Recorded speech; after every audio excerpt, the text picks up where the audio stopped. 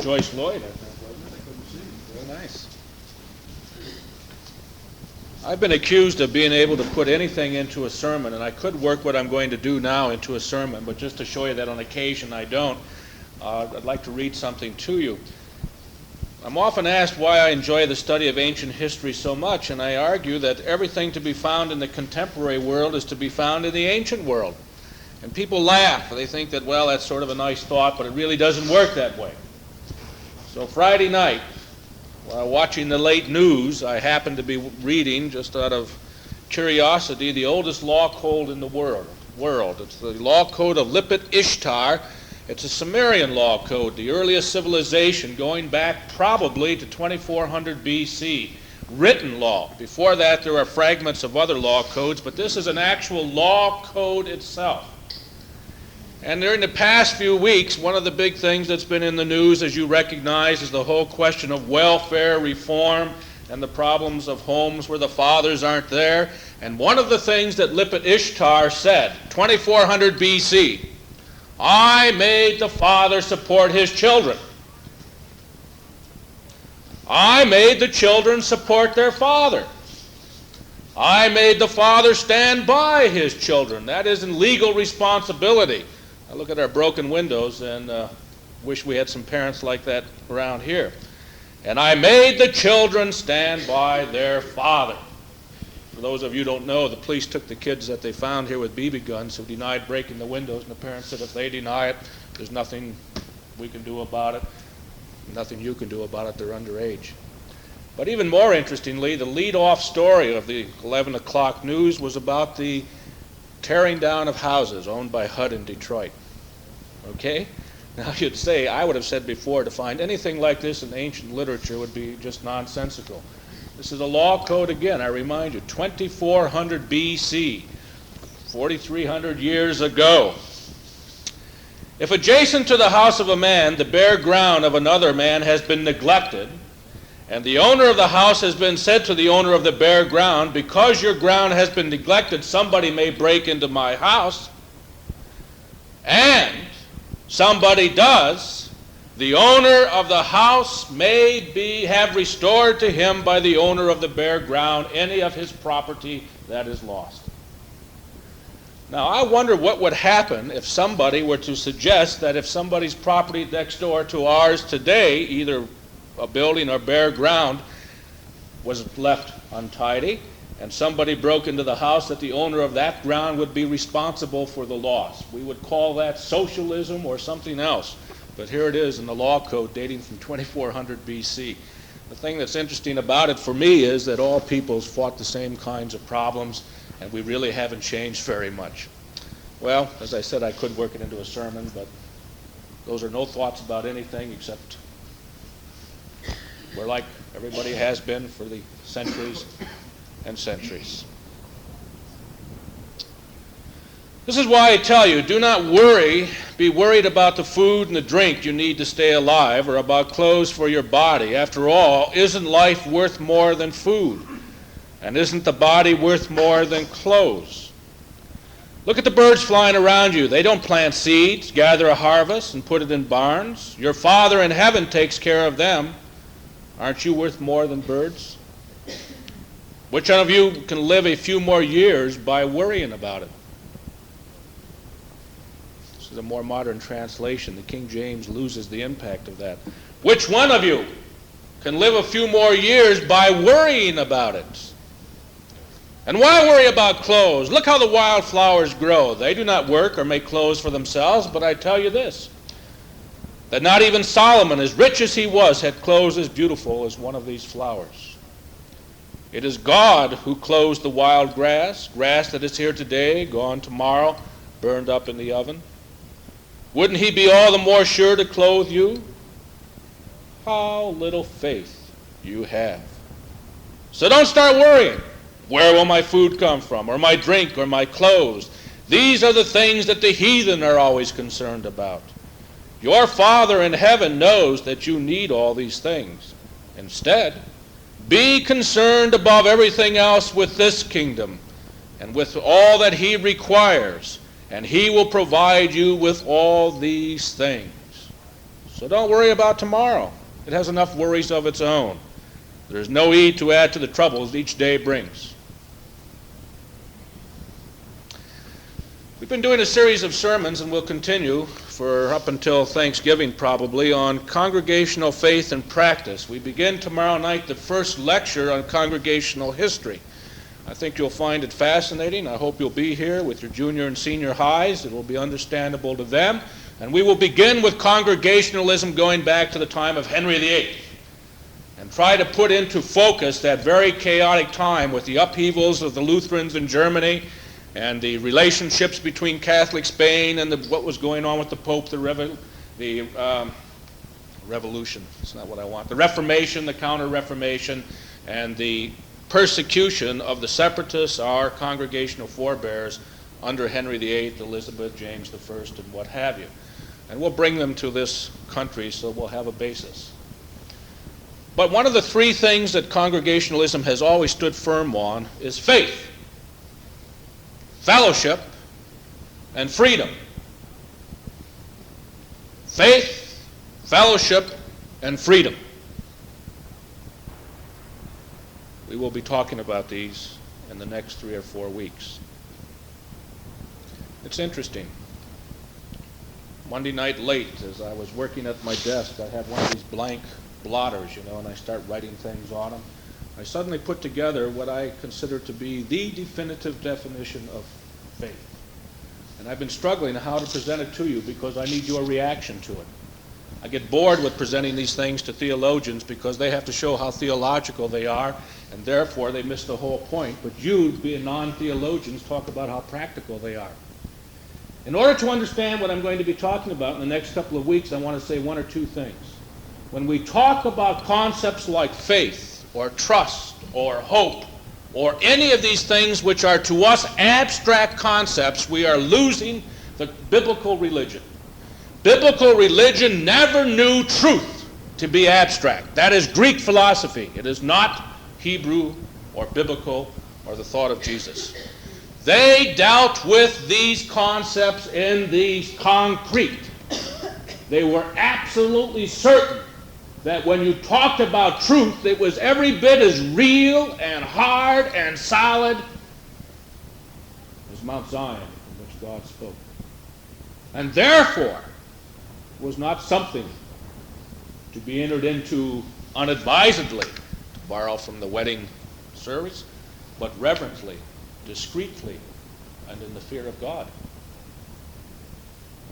So I ask you consciously, and I will be repeating the warning over and over again, whatever you do, do not try to put the philosophical interpretation upon these concepts. To do so at this point will mean that you will totally miss what the biblical revelation was all about. I think it's fascinating, and I didn't know this, that there is no biblical word in the Old Testament, no Hebrew word for faith. Never knew it. Does that surprise you? It ought to. It ought to make you just say, wait a minute, as I think back over it, constantly they're talking about faith in the Old Testament. But there is no Hebrew word equal to the concept of faith. One wouldn't expect it in light of what I've just said. Faith for most of us has two possible meanings. It's either a belief of some kind in a supernatural and putting trust there, or it's a series of tenets which are held by a church and taught to us and accepted or denied, depending on how we go. But for the biblical mind, faith would not be that, but would be a concrete relationship. And so the word which is used in the Bible, and with all of its synonyms that we're going to talk about, is a word which basically means to stand fast and to stand firm. Next week we're going to talk about the intellectual and the faith and the emotional and how you bring the two together. That's next week's sermon. So look forward to that and forget it for now. Because now we're going to try to understand how the Bible approached the question of faith.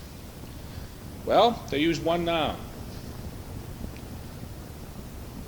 It means truth. It's translated the vast majority of times in the Old Testament as truth. But listen to the other translations, because this is what I mean. Steadiness, unchangeableness, stability, soundness, faithfulness, constancy, loyalty.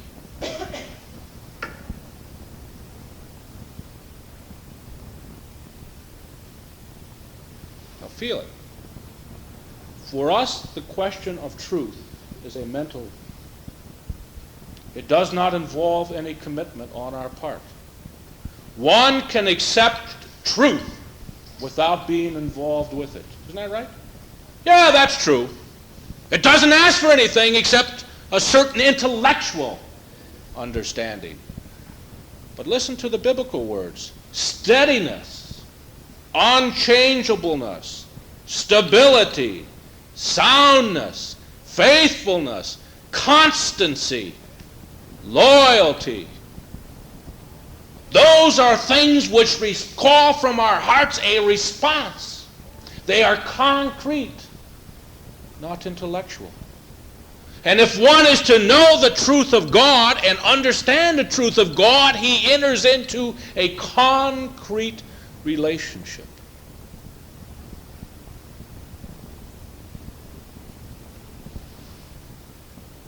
Okay? Some of you are looking a little puzzled. I'm not sure I got it together enough for me to get it together for you. It'd be easier to bring out the board and do an hour's lecture, because that's really what it's going to take. But because you're helping me. I don't know whether I'm helping you a bit. It's not important right now. We're helping each other, I guess. That's what it's all about. See, when you talk to people about justice, justice is an abstract thing. When you talk to people about truth, truth is an abstract thing. People can be concerned about justice and watch the greatest injustice going on and pay no attention to it. Why? Because they've given intellectual assent. We have become committeeized, if I can create a word. That is, whenever there's a problem, we have a committee appointed to solve it, and therefore we can forget about it because it's the committee's responsibility. You see? We've so intellectualized all of our life that religion becomes intensely personal. You'll hear Billy Graham talk about your personal faith and the personal belief in the Lord Jesus Christ, to roll off the phrase. So intensely personal that what you do with somebody else doesn't have anything to do with it. We're going to talk at great length about this next week. We've just sort of taken the whole thing and put it over there. We avoid it. Isn't it interesting? In American society, the two most essential parts of a living together relationship in a social way are what we say one should never discuss. What are they? Religion and politics. Huh. Now you tell me why, when the political system is going the way it is, we can still stand there and in an abstract way say, one ought not to talk about politics. Although we will lament out of our ignorance and our sentimentality and our emotionalism. We'll cry, we'll rant, we'll tear, and we'll talk about what a horrible thing it is. But when it comes down to try to understand the system, we say no. It's not something you can talk about. It's not really concrete. And democracy for us has become intellectualized, like the concept of truth and justice. And religion? One never discusses religion. One never affronts another individual by raising the question of one's religion, or the moral standing, or the basis upon which one makes a decision. Religion has also become intellectualized and compartmentalized and personalized, and it's not something that becomes part of the concrete living relationship. We don't care what one's religion is. Listen to this. I read something the other day, just blew my mind. It's in a book by Martin Marty, talking about the bicentennial. He just raises a very interesting question. And this will get some of your dander up, which you probably need about now. If a young man, because of moral conscience, leaves the Methodist Church and becomes a Roman Catholic, and breaks Methodist Church law to become a Roman Catholic, and then later on, because of his own conscience, decides to come back to the Methodist Church, he's welcomed with open arms, isn't he? But if the same young man, on the basis of moral conscience, refuses to fight in a war and goes to Canada, he can't come back. Because, you see, he's broken something more holy than the religious law or concept. It's interesting. It's interesting. He has made, in a sense, exactly what I'm talking about when we talk about truth. I'm not judging whether he's right or wrong on this in terms of his own self, but he's made exactly what I'm saying. He has made concrete his faith, his concept of truth. And when one does that, he runs into real problems with the rest of society. That's why the Hebrew prophets were always in problems with the rest of society and with the kings. That's why a Nathan, a prophet, could come into a David and shake his fist in his face and say, listen, you are not making real in the lives of your people and in your own life the concepts of faithfulness that you know to be from God. They are not concrete in your life, and it shows by the way you're living. You are not steady. You are not unchangeable in your approach. You don't show any stability. Riding high as David could when things were going well and crashing so far that he turned into absolute moros whenever things went wrong. No stability and ability to see that the same God who rode with him high rode with him when he was low. No real loyalty. No concept of justice. This is all one word. It's only one of the many words that deal with the concept of faith in the Bible. And Jesus, when he says, verily, verily, is using a Greek translation of this word. What Jesus is saying is not verily, verily. What does that mean? You ever ask yourself that question? Verily, verily, I say unto you. Now, what does verily, verily mean? Oh, yeah. Truly. Actually. Really in your lives, you see? Not truthfully over there. Verily, verily, I say unto you, a man shall leave his parents. That is an actual, concrete happening. It's not something intellectual. When Jesus is using those in terms of the Proverbs that he taught, he is talking about relationships. And they're concrete and hard and real, not abstract. Another word. Trust. This is the word that probably is most understood in terms of faith, and one of the least important ones in the biblical record. The word we've been talking about, which usually has truth or truthfulness, also means trust, but the concept is that one trusts God. One doesn't dare raise his fist against God. One believes just sort of that God is doing whatever is right and therefore don't question it. That's sick. See, what kind of a concrete relationship is that? That is a pure failure to understand the biblical understanding. You don't trust somebody until you hammer out a relationship with them, and you don't hammer out a relationship with them until you can look them right in the eye and say, listen, God, I don't believe what you're doing. I can't believe it. Now, you tell me how to believe it, and I'm willing to listen, but you've got to prove it to me. That's heresy, isn't it? To stand in a Christian pulpit and tell God he has an obligation? But that's exactly what the Bible does all the way through. The concept of covenant we talked about last week is one which says, God, if we do certain things, you have obligations too. And holds God accountable. And indeed, the prophets take great length in arguing that God has been accountable and has done what he's promised in spite of our own failings. Which is the biblical message. Well, there's nothing wrong with getting angry at God.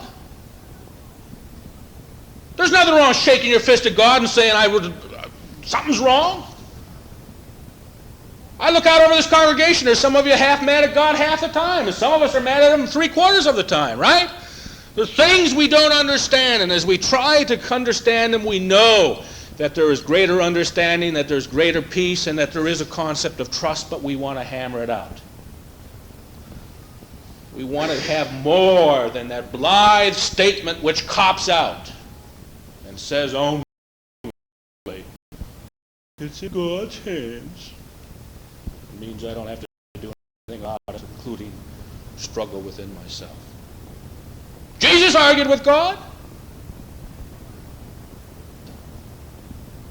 Listen, God, I don't want what's going to happen to me. Take it away.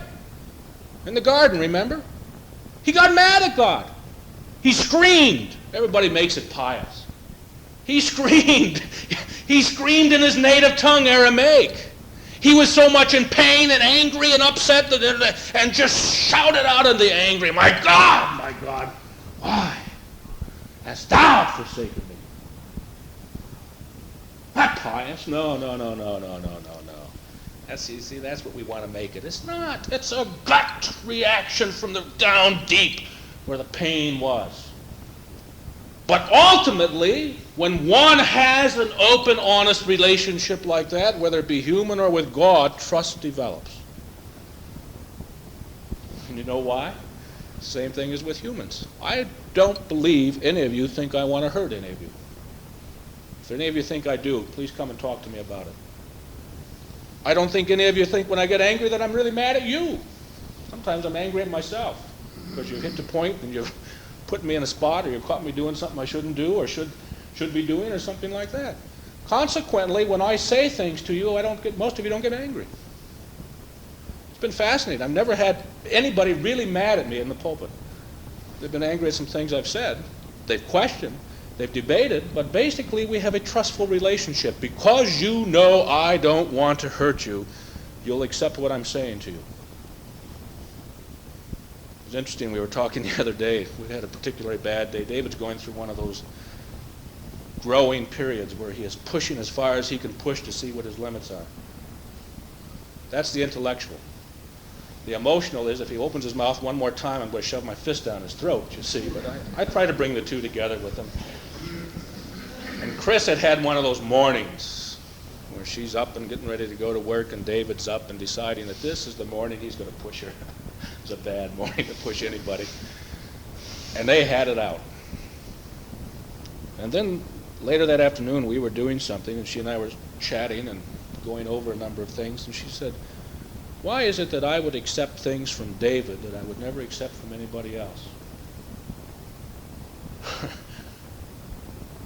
And I said, precisely for this reason. You know that ultimately he doesn't want to hurt you. Isn't that right? You take things from kids because you know that it's not out to hurt you. And I said, listen to this. Listen to this. This is really kind of fascinating. The reason that you don't accept it from adults that way is you never trust adults. You always think they've got something behind that they're trying to twist. You see, they've always got a hidden agenda. And I said, what that says about me when I think that way is very important.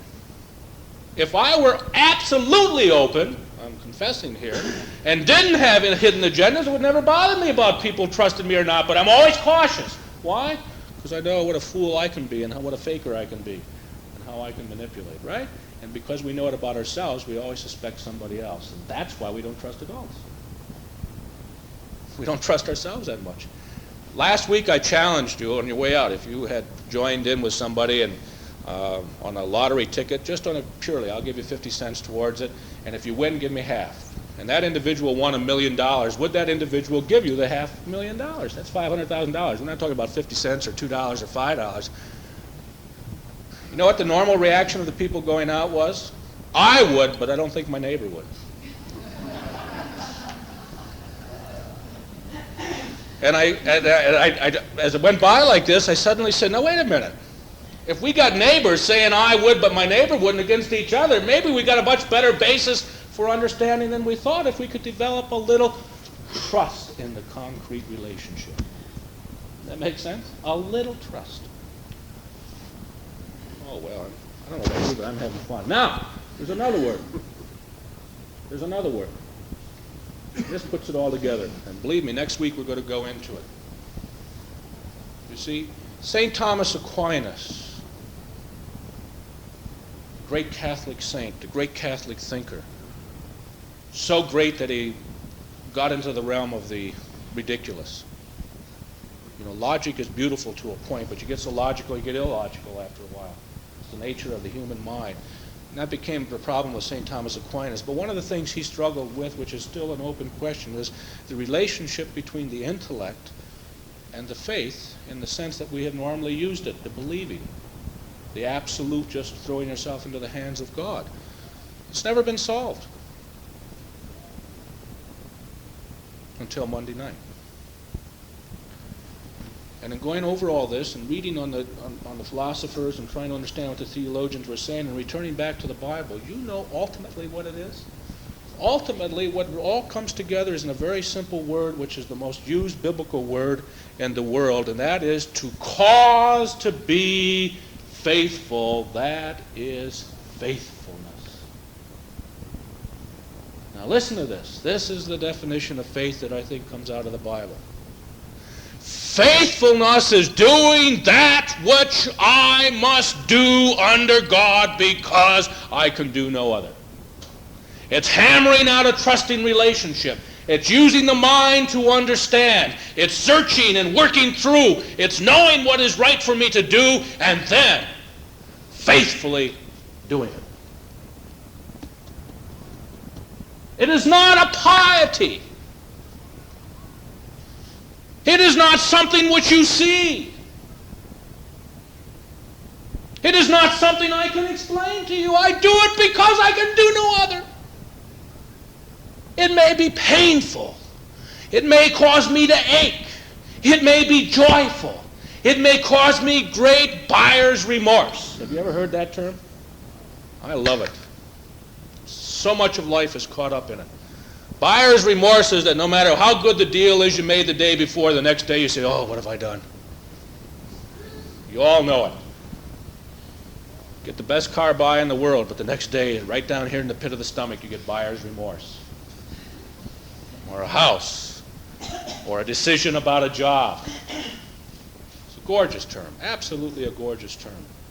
It allows for that, you see. It means I have to rethink it. It means I have to understand it. It means I have to work it through myself again and again and again. It means that no matter how strongly I believe I was right, how much I can understand the biblical record, how much God and I have hammered it out, I still might have to ask the question again, but ultimately I am driven, because I can do no other, to faithfully fulfill my obligations to myself and God.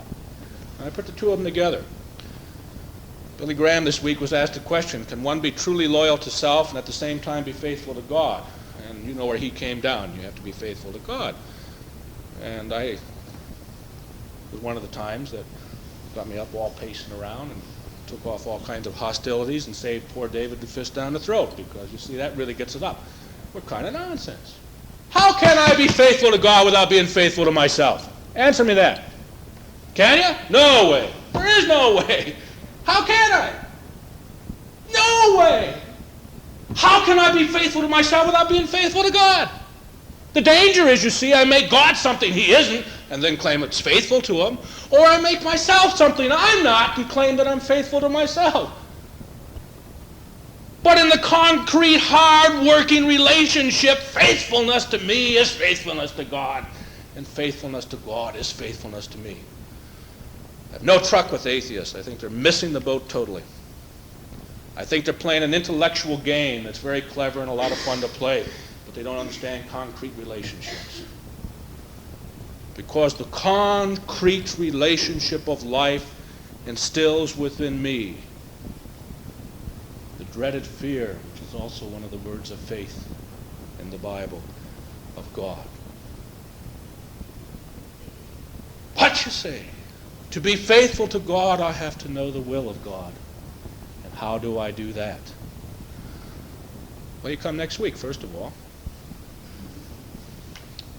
And I'm going to show you, step by step, how people in the past and in the present try to answer that question. And then you know what I'm going to do with it. Throw it right back on your laps. Isn't that right, Nancy? You know that's going to come back to you. I'm going to stimulate you, and I'm going to challenge you, and I'm going to give you ideas, and I'm going to say to you, this is what it's all about, and these are the ways you can approach it, and all of them are valuable, and none of them are right, and then throw it right back to you. But ultimately, totally, completely, regardless of what happens, regardless of how I fight, or am angered, or am driven, my faithfulness insists that God does not want to do me any harm. That's why I trust Him. That God wants me to enter into a steady, unchangeable relationship with Him. That's why I seek the truth that we talked about in the first point. And that when I realize these things, I can be driven by being faithful to myself and Him and to the understanding of God in my life. Trust in Him, know His truth, and be faithful to yourselves. For then and only then are you a faithful servant of God in the biblical sense.